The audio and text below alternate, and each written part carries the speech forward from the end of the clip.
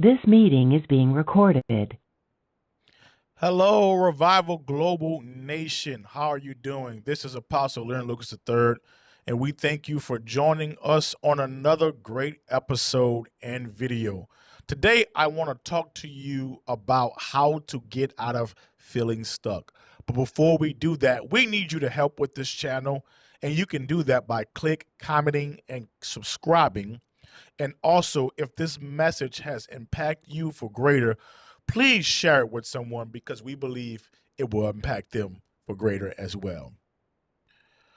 You know, in our life, there can be seasons where we feel stuck. And feeling stuck really comes with a period of waiting, it comes with a period of confusion, it even comes with sometimes of feeling defeated. You know, when we're believing God for his promises and things are not going the way we want it to go, sometimes it feels like God and his promise is distant. And then that's when our own strength is exhausted. And in this very place, as we begin to walk in faith and trust in God, every time as we go through this place of being stuck, we get to see in faith that God will make a way.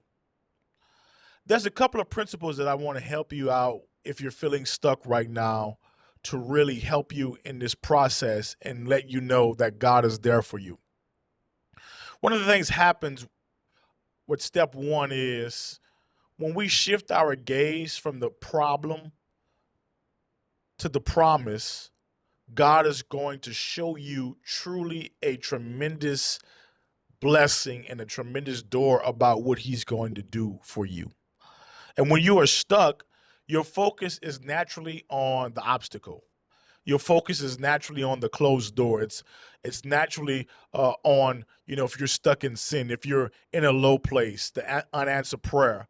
But the first step to freedom is reorientation, shifting your attention on the character of God instead of the obstacle and the promise. See, the problem wants to be magnified in your life. And when you magnify what you focus on, if you stare at the problem, it'll begin to grow. But if you begin to stay focused on God, his purpose for you, his vision for you will become magnified. And the problem will shrink to its proper perspective. I want you to understand today that whatever you're dealing with in your mind, saying, this situation is possible. God has forgotten me. I will never be able to change my life situation. That's only an attack of the enemy. You can't just stay stuck into the problem, but God is going to need your help by meditation and declaring a new day for yourself. So I want you to start with this. Don't just read out the promise if you know that God is saying some things concerning you, but get to write it down. Begin to say it out loud. Begin to even pray it back to God. And this is how you destroy arguments and opinions that's raised against the knowledge of God. We see this in the scripture of 2 Corinthians chapter 10, verse 5. Isaiah chapter 43, verse 18 and 19 says, remember not the former things, nor consider the things of old. Behold, I am doing a new thing. Now it springs forth. Do you not perceive it? For I will make a way in the wilderness and rivers in the desert. So as you begin to activate your faith through this next step in your life, I want you to understand is that faith is not something that's passive, but it's active. Every day begin to speak. Speak to your life. If you know there's some things in your life that you're going through, if you know there's some things in your life where you're not settled, you're not happy, begin to speak with a boldness. Begin to speak in faith. Begin to activate your faith because the scripture says faith without works is dead. We see this in James chapter 2, verse 17. Movement will begin to continue more movement. And God will often withhold the second step until we have taken that first step in faith.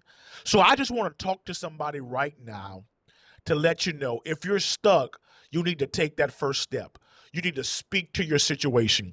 You need to speak with boldness. You need to speak with power. You need to speak with clarity and say, where I am today, where I am this year, I won't be there next year. I'm going to do better. I'm going to do greater. I have the capacity to do great things. I have the capacity to live a life of excellency. All the things that the enemy say you can't do, oh, you can't pay your bills. Oh, you won't have another job.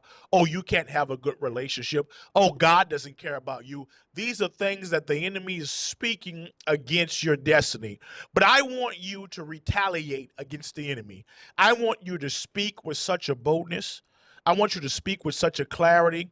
Don't just overanalyze your problem. Don't overanalyze your obstacle, but speak to your obstacle with a boldness and say, I'm coming out of this situation. I'm coming out better. I'm coming out greater. I'm going to do great things. And even if there were times where your family didn't achieve great things, it does not have to stop with you.